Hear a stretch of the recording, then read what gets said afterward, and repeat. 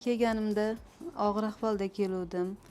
Juda уже anaqadan uydan kelganimda даже uyimga ham bora olmadim. To'g'ri mana shu yerga больницаga olib kelishdi mani.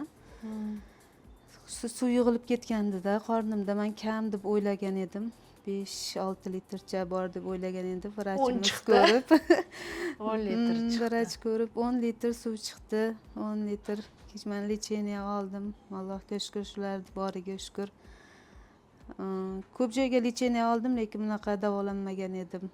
Yotganimga mana 10 kundan oshdi. Ancha yaxshi Suyuqliklari mana suyuqliklari ketgancha, lekin hali oxirigacha emas. Albatta bu qiyin. Bu protsedura juda yillar davomida qarab qo'yishimiz kerak. Keyin albatta bu yerda пересадкani ham o'ylab ko'ramiz keyin, albatta.